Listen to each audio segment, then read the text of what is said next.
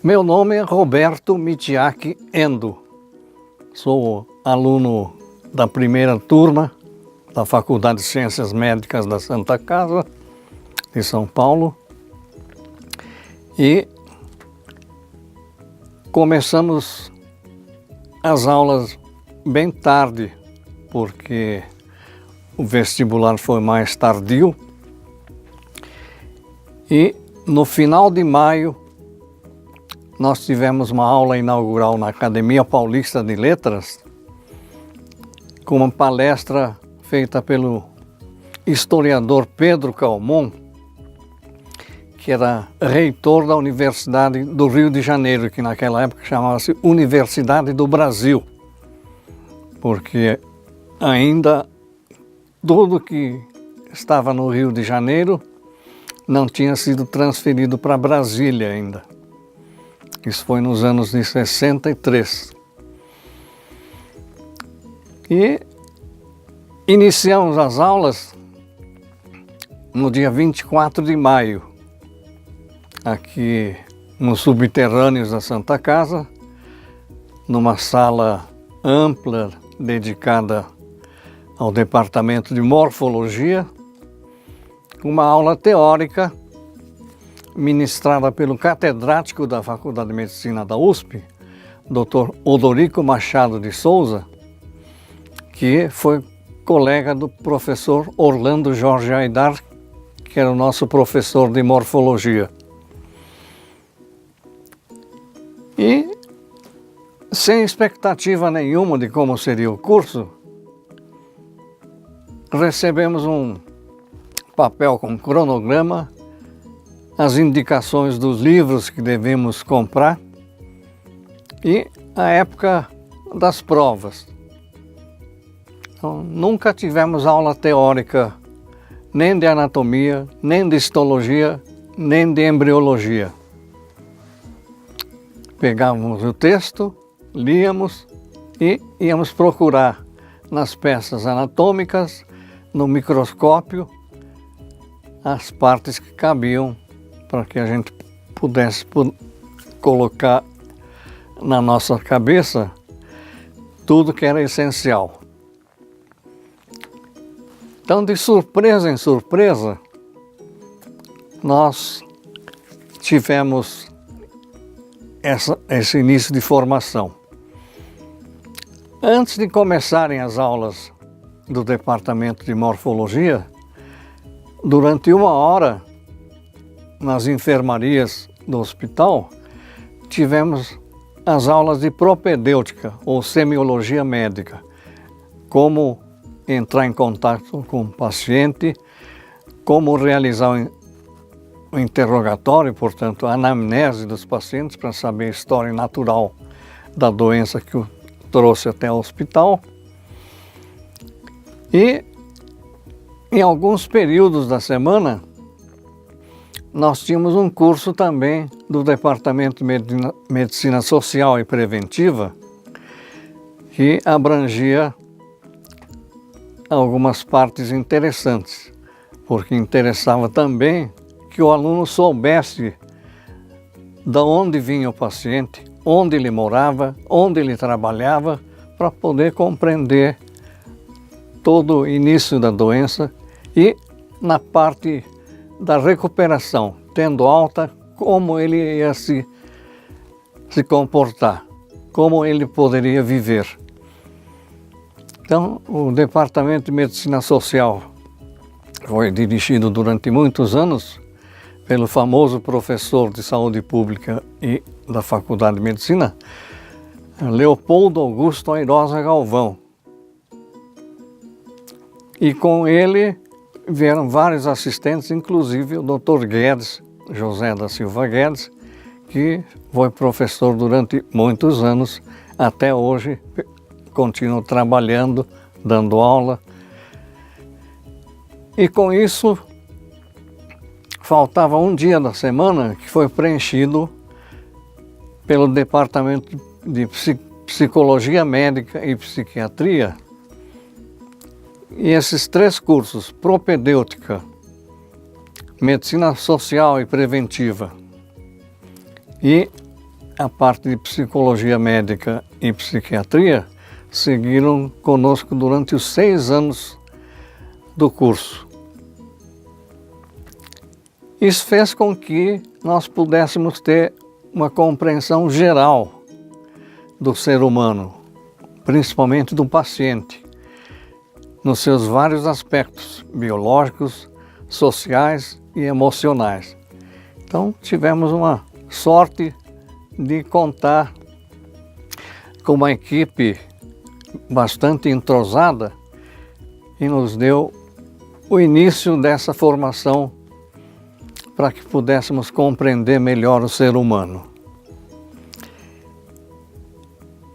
Ao mesmo tempo em que corriam os cursos, as surpresas vieram, porque na primeira prova que tivemos, não tínhamos prova escrita. Não tínhamos que preencher nada, não tínhamos que responder perguntas escritas. Era chamada gincana, em que existiam peças, microscópios com determinadas lâminas e tinha um tempo para responder os quesitos. Então tocava um sinal, então todo mundo mudava de lugar e assim o auditório todo, o laboratório de morfologia era percorrido pelos alunos. Então isso tudo também foi uma surpresa. Grande coisa também foi que antes de começarem as aulas, no dia a dia, começamos a ter cursos com as enfermeiras, que na época eram as freiras da comunidade aqui da Santa Casa, em que tivemos uma iniciação de enfermagem. Aprendemos a dar injeções intramusculares, endovenosas e a fazer curativos.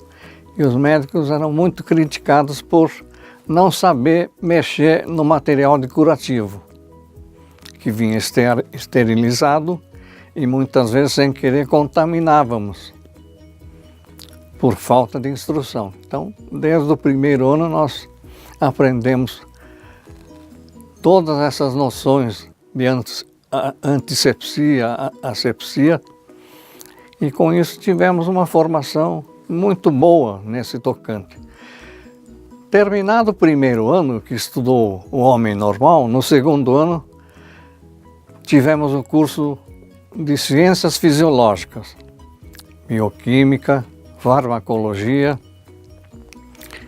e com isso aprendemos a ver o funcionamento do organismo, os diversos mecanismos que o organismo humano usava para poder sobreviver, para viver sem alterações.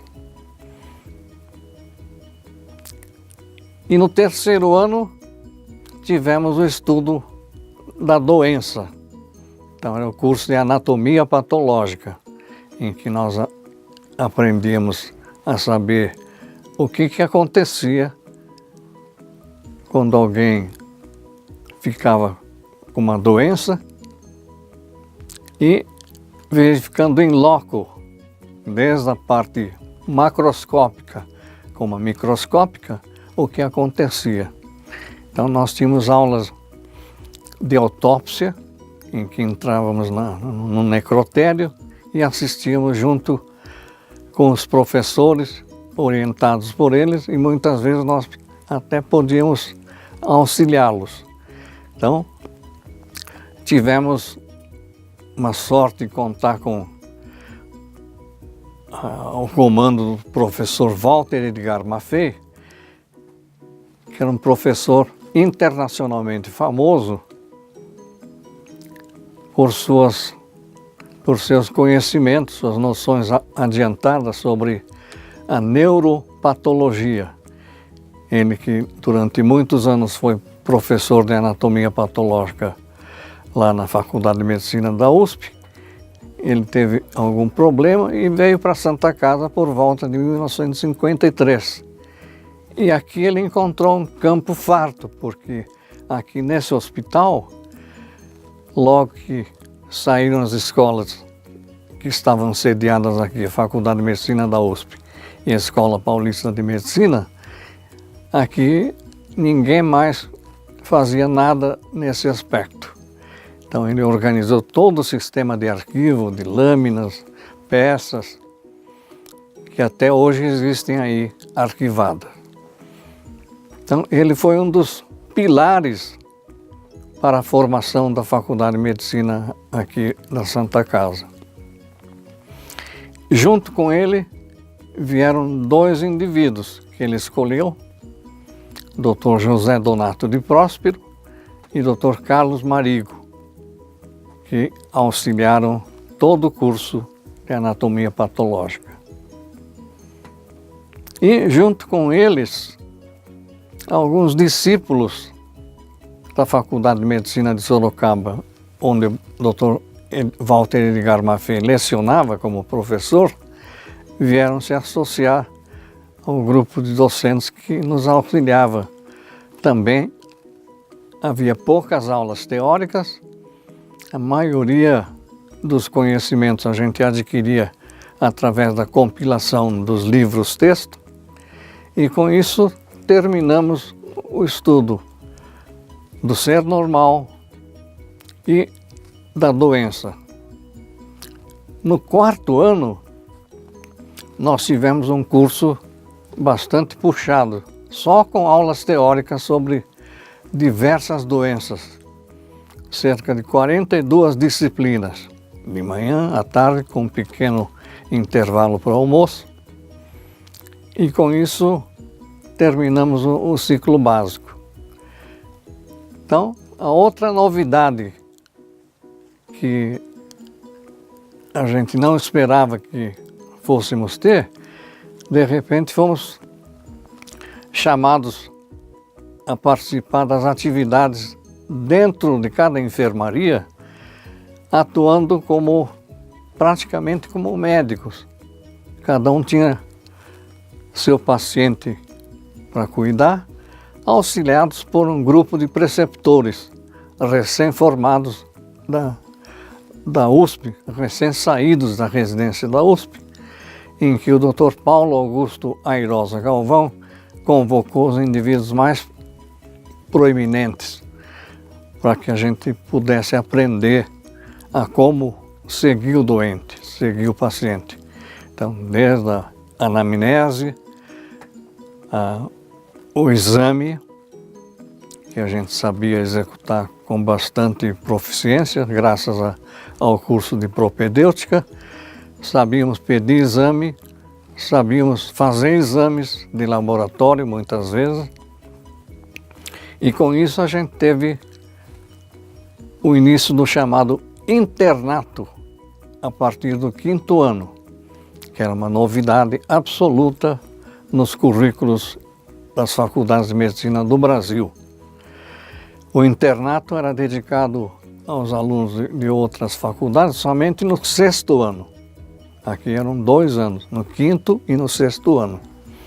Então, essa foi uma das grandes renovações que a Faculdade de Medicina da Santa Casa trouxe como uma contribuição para a formação integral do aluno de medicina.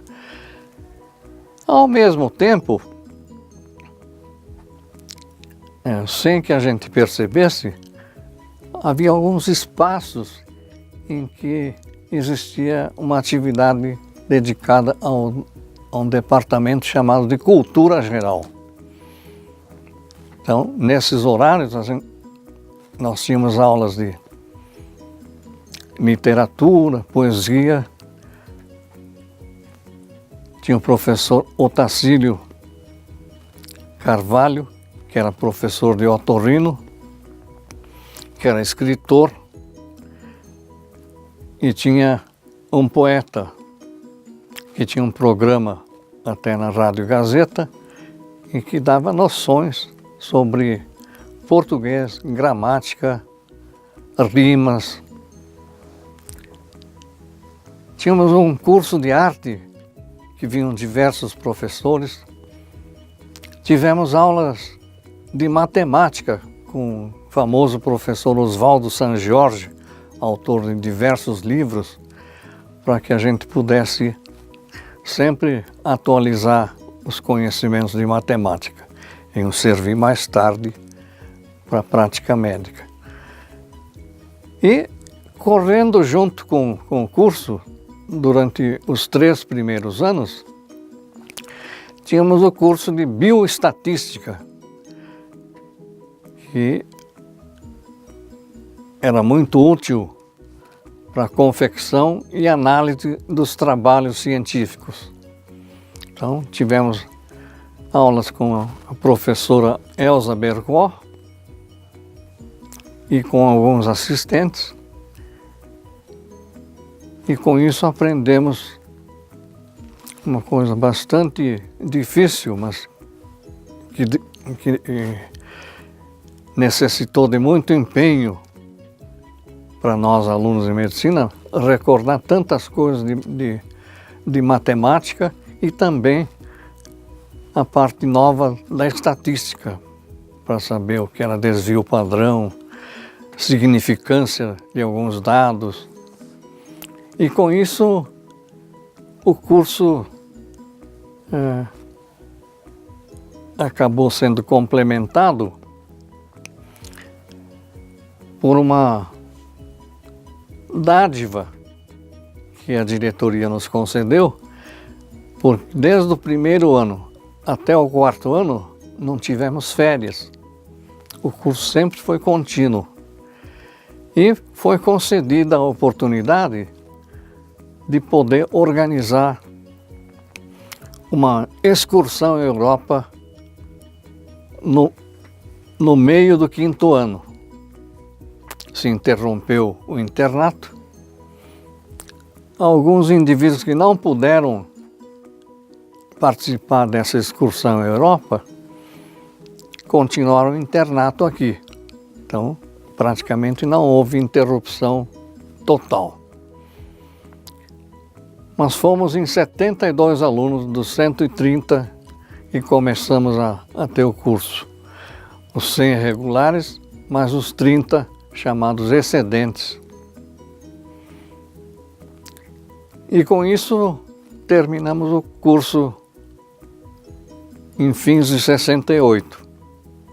A colação de grau foi no começo de 1969. Então, essa é uma coisa que, ao comemorar os 50 anos de formatura, eu procurei dar uma ideia relativamente resumida do que foi nosso curso e o cabedal de conhecimentos que a gente adquiriu nesses anos todos foi uma coisa excelente, porque muita gente que se formou quis prestar exame em algum outro hospital, tivemos sucesso total. Muita gente foi para o Hospital das Clínicas e lá se destacaram bastante. Outros foram para a Escola Paulista de Medicina e alguns concluída a residência, que foi uma etapa posterior, sendo que a maioria dos alunos acabou ficando aqui. Teve um aproveitamento muito bom. E durante o internato nós pudemos aprender diversas técnicas. Nós aprendemos a montar um aparelho para respiração artificial que chamava-se BIRD, em que a gente podia ajudar a quem estava precisando de respiração artificial. Algumas doenças necessitavam desse auxílio, até chegar ao ponto em que houvesse uma solução, vamos dizer, cirúrgica. E durante o internato é que aprendemos isso e que pudemos colocar em prática de uma maneira bastante fácil e bastante segura para o paciente. Então, esse depoimento eu acho que vai servir para os alunos atuais e para as futuras gerações saber como foi o nosso curso. Cada espaço do hospital foi sendo conquistado ano a ano. No primeiro ano só tínhamos uma sala, a de morfologia, e tinha uma secretaria aqui num pavilhão do lado do jardim, que chamava-se Caetano Zamit Mamana, que era o pavilhão dos pensionistas, onde ficava a secretaria. No segundo ano, outra enfermaria no subsolo foi desocupada para dar lugar ao departamento de ciências fisiológicas. E no terceiro ano, outro espaço no subsolo foi colocado à disposição da faculdade para funcionar o departamento de ciências patológicas. E contamos, nesses 2 anos, no segundo e no terceiro ano, com a colaboração de um arquiteto que fez cursos no Japão e fez a montagem dos laboratórios ou com madeira ou com pré-moldados, que naquela época era uma novidade. Dr. Manuel Kosciuszko Correia, que era catedrático de desenho industrial da Faculdade de Arquitetura e Urbanismo. E ficamos muito ligados com esse profissional que nos auxiliou em muitas coisas. Inclusive foi ele que desenhou as instalações do futuro Centro Acadêmico Manuel de Abreu, que existe até hoje um espaço na rua Martinico Prado. Essa casa foi cedida pela Santa Casa para sediar o nosso centro acadêmico e até hoje serve como um espaço bastante interessante para as atividades extracurriculares dos acadêmicos. Nós também temos que destacar, em qualquer lugar que a gente vá, nossa faculdade, além de ser considerada uma das boas escolas de medicina do Brasil, ela tem este privilégio de ter sido uma escola que proporcionou a renovação do ensino médico de todas as outras faculdades de medicina do Brasil. Com seu internato, com seu sistema de preceptoria no 5º e no 6º ano, e muitas escolas ainda sonham com essa preceptoria, porque não é uma coisa que seja barata, é custosa para manter cerca de 20 tutores em cada departamento durante o dia inteiro. Então, houve grandes modificações no sistema social e econômico do país, que muitas vezes não permitiram mais que mesmo a Santa Casa, pioneira, pudesse manter isso. E as outras escolas também têm dificuldade de instalar a preceptoria.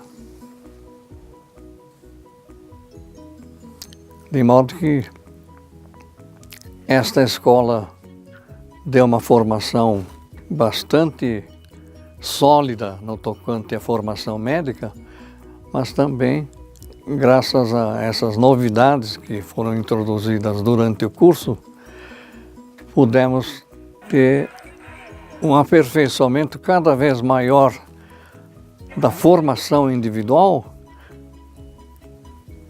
e também no tocante à compreensão melhor do médico quando vai examinar um paciente.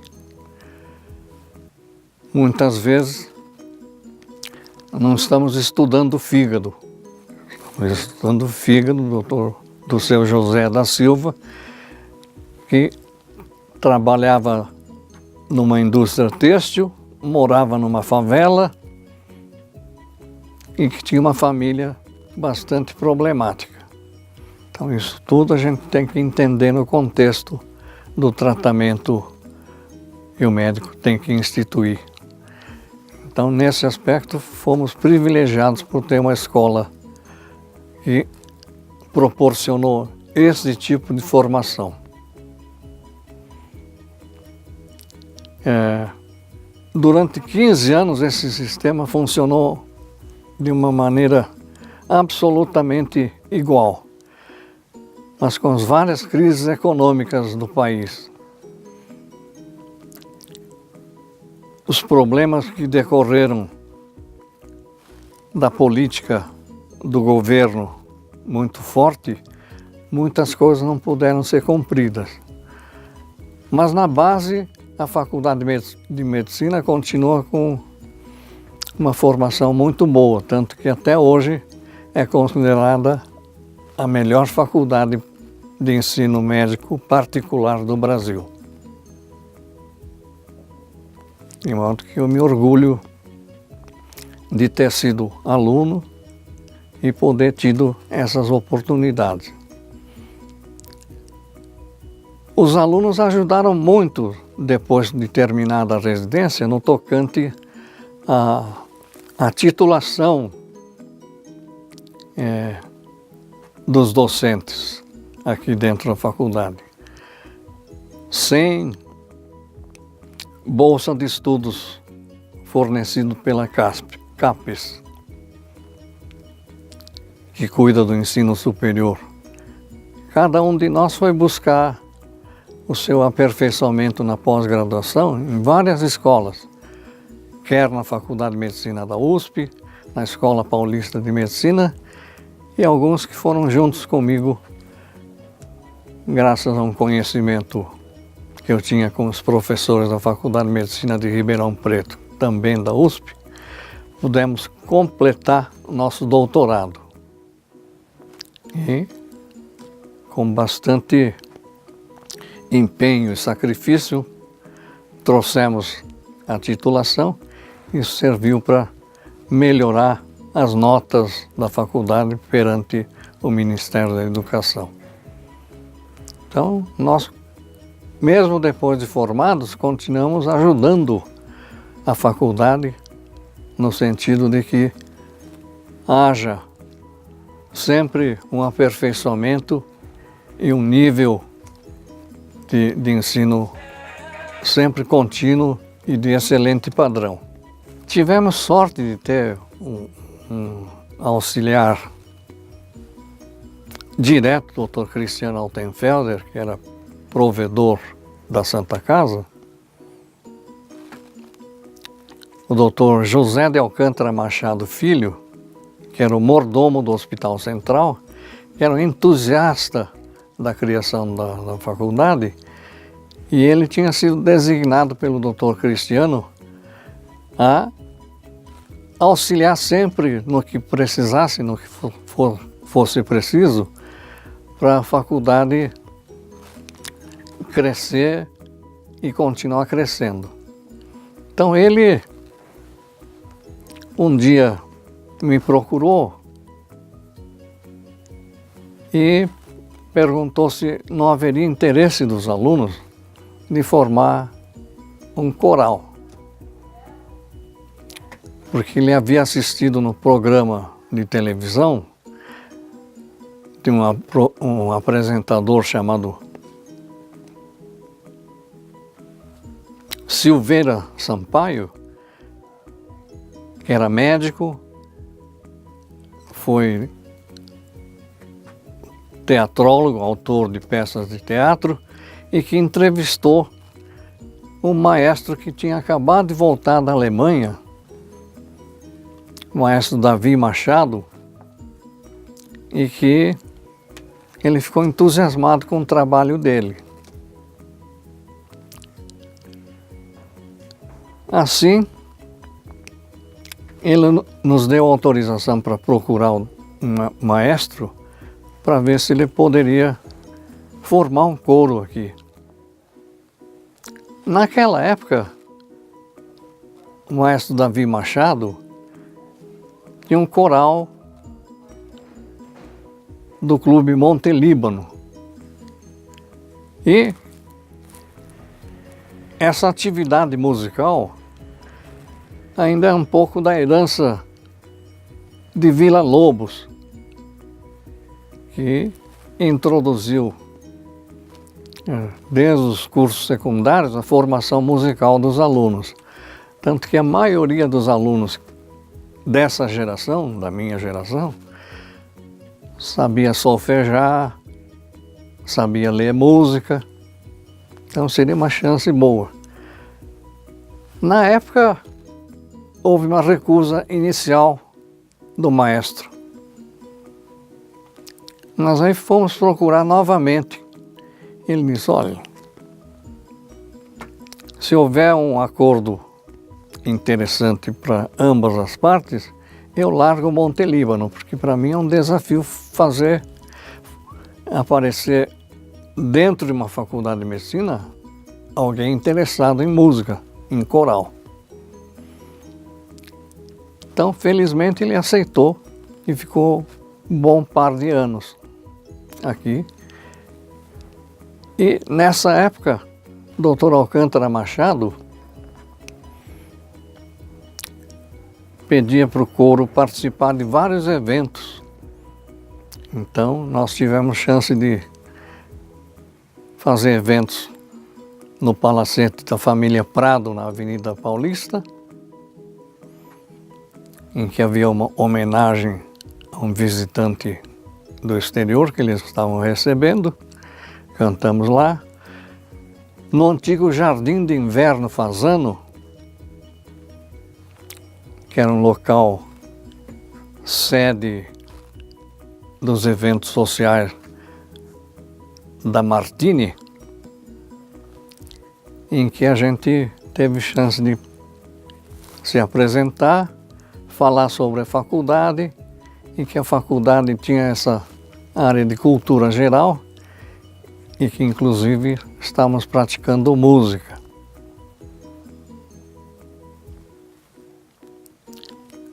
Então isso foi evoluindo com um pequeno interregno, porque o maestro Davi Machado ganhou uma bolsa de estudos para estudar em Siena, na Itália, e teve que ficar alguns anos fora.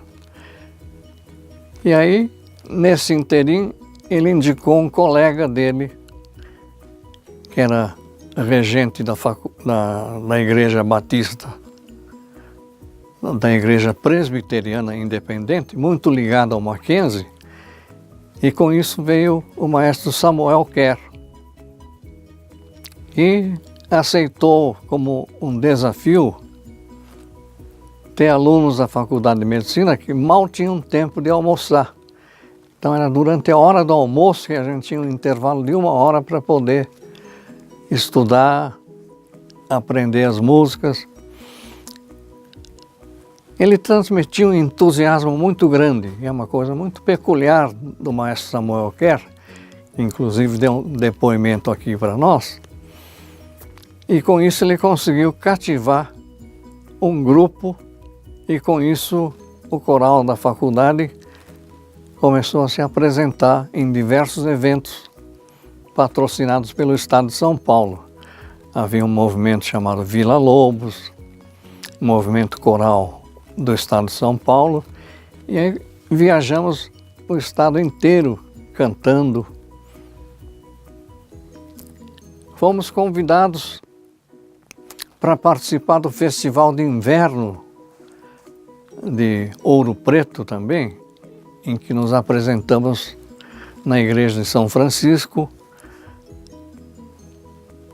no auditório de Belo Horizonte, na sala de concertos, e com isso a faculdade começou a aparecer como uma faculdade de medicina e ensinava música, os alunos gostavam de cantar e aprendiam medicina. Tanto que uma manchete de um jornal de Serra Negra mostrava assim: cantores de hoje, futuros transplantadores de coração do futuro. De modo que o coroamento todo dessa atividade que a gente exerceu foi quando, pela primeira vez, fomos convidados a participar da abertura do Festival de Música da Reitoria da Universidade Federal do Paraná. Então, abrimos a temporada com concerto e ainda tivemos convites para participar em Tubarão, Santa Catarina, de alguns concertos, em Florianópolis. E com isso, o coral da faculdade ficou sendo conhecido no Brasil, até que o cônsul-geral do Chile, aqui em São Paulo, nos convidou para participarmos de um festival internacional da canção universitária em Santiago do Chile. Não tínhamos verba suficiente, mas o doutor Alcântara solicitou os préstimos do presidente da Fundação Arnaldo Vieira de Carvalho, que naquela época era o doutor Camilo Ansará, que era o dono da Companhia Nacional de Tecidos, para nos dar uma mãozinha. Então, ele disse: olha, podem comprar as passagens. Eu converso com a Varig para ver como é que nós faremos o pagamento. E ele assinou notas promissórias e com isso fomos em 40 participantes, quer dizer, 36 cantores, teve um professor, Dr. Elisaldo Carlini, que tinha um amigo que chamava-se Ivan Esquerdo, que praticava psicofarmacologia, como ele. Foi um assessor da Secretaria do Bem-Estar Social, da Prefeitura. E aí chegamos no Chile, e aí fomos muito bem recepcionados. E aí o festival tinha várias categorias, não era só de coral, era de música popular. Teve um aluno nosso que também tocava violão, compunha algumas músicas, era o João Paulo Salomão. E João Paulo Salomão pegou segundo lugar em composição de música popular. O coral conseguiu a terceira colocação em grupos corais. E um grupo que gostava de cantar, que era um sexteto vocal só constituído por homens, sexteto vocal masculino, ganhou o primeiro prêmio. E com isso nos foi concedido um prêmio que consistia de algumas moedas dos caciques de Venezuela e mais um instrumento chamado quatro, que era um instrumento típico da Venezuela. E aí, quando retornamos, tínhamos entrevistas a conceder para revistas, jornais, entrevistas na televisão, apresentação vocal para cantar nos programas, inclusive no programa da Hebe Camargo, e além de, graças à interferência do secretário do Bem-Estar Social, tínhamos que nos apresentar nas comunidades de bairro, que era o objetivo de congregar a cidade de São Paulo, num projeto social da secretaria. Então, como pagar? Aí a fundação já tinha uma certa dificuldade de fazer a manutenção da faculdade. Mas aí o secretário do Bem-Estar Social falou: olha, vocês ajudaram muito a secretaria. Eu mandei um assessor junto com vocês para o Chile. A hora que chegar o ultimato da Varig para pagar, pode deixar comigo que eu faço o pagamento. Então, depois de vários anos, algumas turmas que se agregaram ao coral e participaram desses todos os eventos, sem ter benefício nenhum, nem a glória de ter ido para o Chile, acabamos recebendo essa benesse. Então o secretário mandou vender uns bois e quitou a dívida para grande alívio da faculdade, do Dr. Camilo e do Dr. Alcântara. De modo que conhecemos uma faceta da América Latina graças ao coral, mostramos como era a nossa faculdade no Chile e alguns cursos de medicina da faculdade da Universidade Católica do Chile resolveram adotar um pouco nosso currículo. Graças à presença do Dr. Carlini e do Ivan Esquerdo, que era da Universidade Católica. Então, o coral serviu até para ajudar a divulgar como a faculdade renovou o ensino médico até no exterior. No Brasil, era uma unanimidade que a Faculdade de Medicina da Santa Casa era inovadora. Então, a Faculdade de Mogi das Cruzes resolveu adotar um programa de História da Medicina, que eles não tinham, que era administrado aqui pela doutora Selma. Aliás, o Departamento de Medicina Social tinha sociólogas, historiadoras, além dos sanitaristas, e que tiveram uma grande participação, tanto na Secretaria Municipal de Saúde, na Secretaria Estadual de Saúde, como no Ministério da Saúde. Dr. José da Silva Guedes foi secretário municipal, estadual e foi membro ativo do Ministério da Saúde, e foi ele o responsável pela municipalização das verbas de saúde no Brasil, no antigo INSS. E até hoje, falando no Dr. Guedes, ele sempre teve vontade de cantar no coral, porque ele era bastante desafinado, mas falou, não tem problema, a gente aprende. Mas quem ficou muito interessada em música foi a esposa dele, que era professora de bioestatística, infelizmente falecida, doutora Marilda Laurete da Silva Guedes.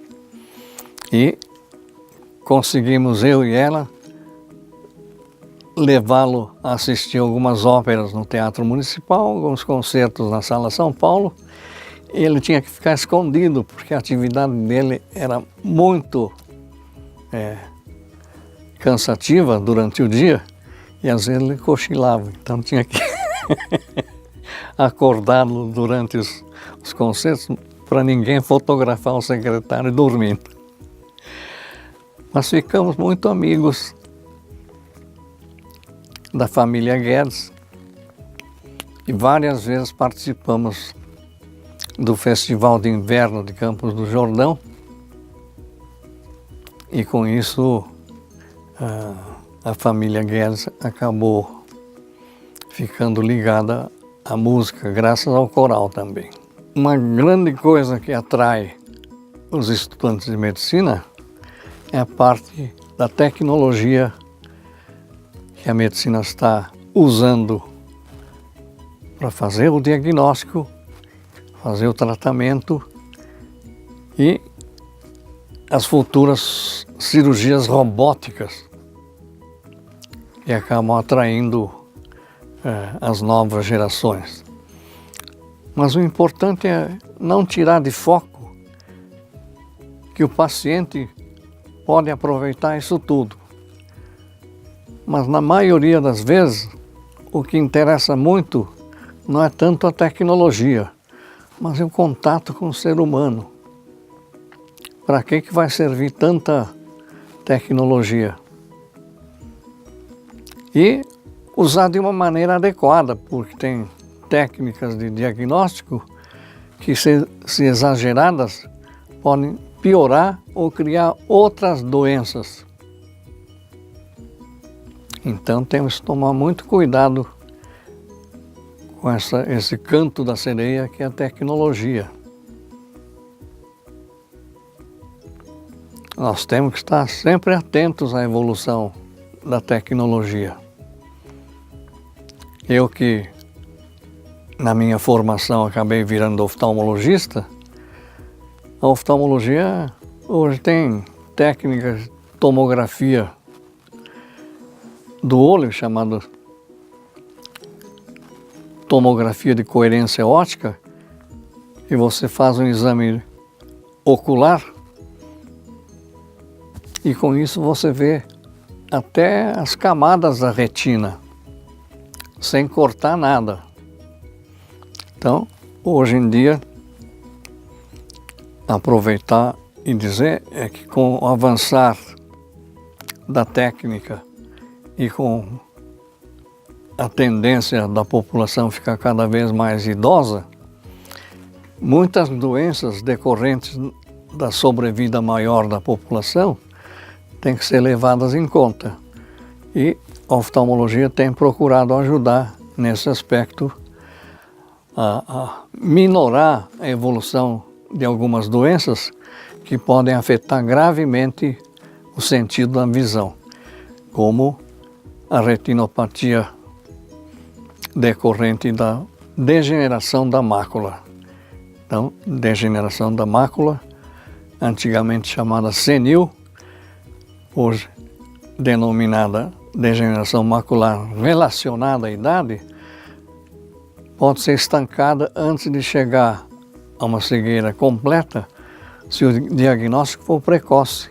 E é sempre o diagnóstico precoce é que faz com que as funções vitais sejam preservadas o quanto possível.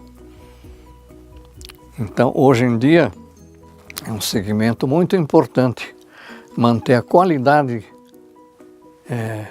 de vida dos indivíduos que sobrevivem mais.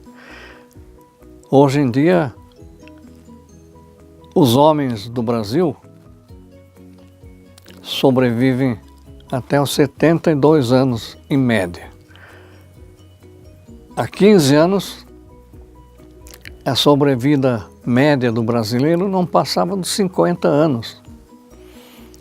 Com toda a dificuldade que a gente tem de atendimento médico, a deficiência dos postos e hospitais, a insuficiência de verbas, a população melhorou, porque teve acesso um pouco mais fácil à medicina. E hoje há uma exigência maior por parte do paciente de ter um atendimento. Esse que é o nosso desafio para o futuro. Atender os pacientes no tempo certo, desde que possível, e melhorar principalmente a remuneração de toda a equipe médica, desde os médicos, enfermagem, auxiliares, tecnólogos. A faculdade hoje em dia tem cursos para tecnologia para a formação de radiologistas que aprendem a fazer tomografia, ressonância magnética. Então isso envolve um grupo de profissionais grande, desde físicos até médicos, né?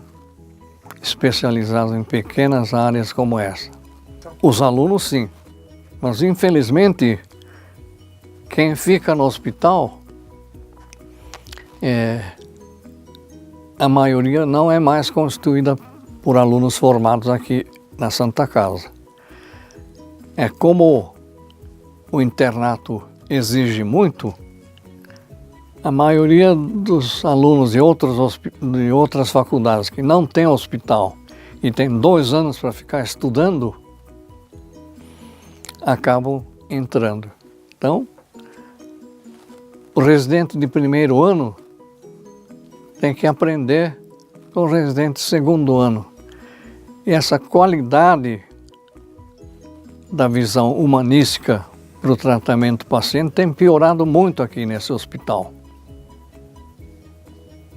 Então interessa mais falar sobre fígado, cirurgia laparoscópica. Tem gente que está sonhando que a Santa Casa vai possuir equipamento para cirurgia robótica. Tem gente que até foi aprender fora do Brasil. E muita gente investe no aprendizado em tecnologia fora do Brasil por conta própria. Tem grupos aqui, como o grupo da cirurgia vascular, que faz cirurgias milagrosas. Se não tivesse stents, materiais, muita gente teria morrido. Quanto ao aneurisma de aorta tem sido resolvidas com a moderna tecnologia, mas o hospital tem um custo muito elevado a enfrentar. Então, mesmo não investindo na formação dos médicos, precisa investir no equipamento, na aquisição sempre contínua dos insumos, e esse é um grande problema que está emperrando todo o funcionamento do hospital. Então, tem que haver uma integração muito boa do administrador do hospital com a equipe médica, para que não haja só a resolução dos problemas financeiros, mas também poder proporcionar um atendimento de alto padrão, que o hospital tem capacidade de fazer isso, graças à formação que cada profissional tem. Eu, por exemplo, fui terminar uma parte da minha especialização em São Francisco, em Buenos Aires. Então, isso tudo por conta própria. Então, não me arrependo, porque isso trouxe uma contribuição grande ao atendimento dos pacientes aqui de dentro, da qual a gente se orgulha muito. Quem, como eu, trabalhou no Conselho Regional de Medicina, a maioria das reclamações que existem, que geram processo contra os médicos, não é devido a um tipo de tratamento que não deu certo. É como o médico encara isso e como deixou de dar conforto. Então, muitas vezes, o paciente reclama que um parente foi mal atendido, ou ele mesmo foi mal atendido, porque o médico não deu as explicações adequadas. Então, um exemplo bonito é o que o Departamento de Medicina faz. Então, todo indivíduo internado, terminada a visita, parentes ficam lá aguardando o médico para poder dizer o que está sendo feito, o que vai ser feito, se o prognóstico é bom ou mau. Então a tendência hoje em dia, graças aos processos, é uma via meio indireta para melhorar a humanização da medicina. De modo que não haveria necessidade de tanto processo que emperra os conselhos regionais de medicina se houvesse uma formação humanística. Uma faculdade que seguiu muito a Santa Casa foi a Faculdade de Medicina de Ribeirão Preto. E hoje em dia, na formação do interno, existe um tipo de sessão em que alguns atores são chamados para substituir o paciente, o doente, para que o estudante de medicina examine, peça supostamente os exames necessários e com isso você tem também uma avaliação adequada. A preocupação pela melhora, aprimoramento sempre constante do ensino médico é uma coisa muito antiga. Desde 1890, nos Estados Unidos, que havia 170 escolas de medicina, um senador chamado Abraham Flexner, que não era médico, ele quis estudar melhor a situação. Então ele percorreu Inglaterra, França e Alemanha e voltou em 1910 e fechou praticamente 150 faculdades de medicina durante vários anos, até que em 1977 começaram a abrir novas faculdades de medicina, com todo o sistema que a Santa Casa adotou. Não foi por acaso, já existia o sistema e tinha uma prima do Dr. Emílio Attier, era secretária do Bem-Estar e da Saúde dos Estados Unidos. E ela disse, se você puder implantar isso na sua faculdade de Ciências Médicas da Santa Casa, vai ser um grande progresso. E é uma pena que a maioria das faculdades de medicina, por causa da grande crise financeira, não conseguem manter os professores. E a grande proliferação das escolas médicas também absorvem professores que já foram formados para serem professores. Então, tem professor que dá curso em 4, 5 faculdades de medicina. Não, é uma dedicação. Então, a tendência hoje em dia é de voltar às bases, fazer um ensino centrado no hospital, que a faculdade tem, e é uma visão chamada hospitalocêntrica do ensino médico. Outras ideias vieram depois, como um sistema chamado PBL, chama Problem Based Learning. Só deu certo em algumas faculdades que tinham bastante verba,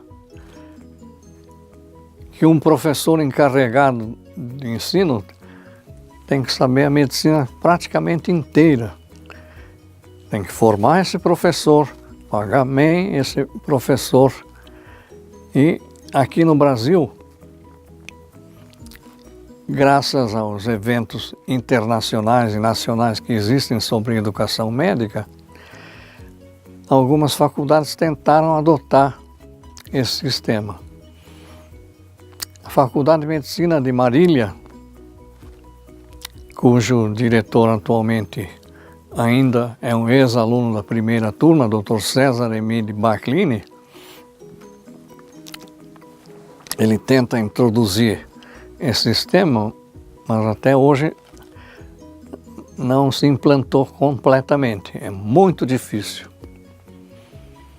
Fora do Brasil, Albany, Stanford, algumas faculdades da cidade de Nova York conseguiram implantar e são muito bem sucedidas. Mas não é um modelo fácil de ser implantado no mundo inteiro. Na Alemanha e na França, ainda se dá muita aula teórica. Então, aqui, por exemplo, se eliminou uma coisa chamada Magister Dixit. Só tem aulas magistrais. E muitas vezes, principalmente na França, o professor não deixa nenhum assistente que já trabalha há 15, 20 anos fazer uma cirurgia. É sempre ele. Aqui não. O interno com boa vontade, boa capacidade técnica, que estudou medicina, muitas vezes está apto a fazer qualquer tipo de cirurgia ou clinicamente qualquer tipo de tratamento das doenças. De modo que temos que manter sempre essa noção de que, além da tecnologia, é importante tratar com humanidade e respeito o paciente. Isso a faculdade continua tentando manter. É que as gerações mudaram muito. O Dr. Emílio Attier dizia que não adiantaria formar um técnico em medicina. Tem que formar homens com moral, ética e, sobretudo, humanidade. Então, a mensagem que eu deixo sempre é que temos que ter essa noção muito grande da vastidão que é o ser humano, nos seus vários aspectos, emocionais, sociais e também a parte da doença, né? Então, para terminar, eu gostaria de deixar uma mensagem que a faculdade, logo nos primórdios, também ganhou um prêmio por causa do símbolo e ganhou um prêmio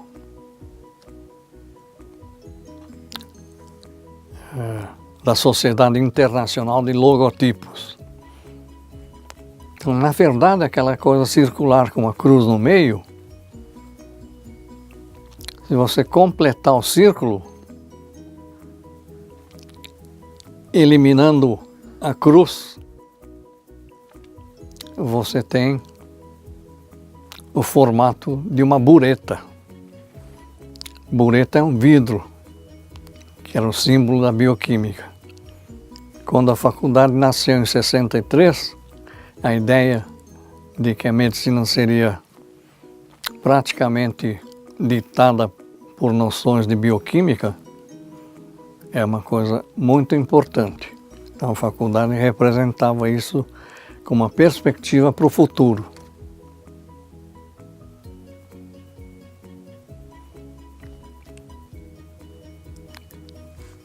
Então, obrigado aí pela chance de poder dar esse depoimento. E eu digo que tenho muito orgulho de ter sido aluno da primeira turma e ter feito o curso de medicina aqui dentro da Faculdade de Ciências Médicas da Santa Casa.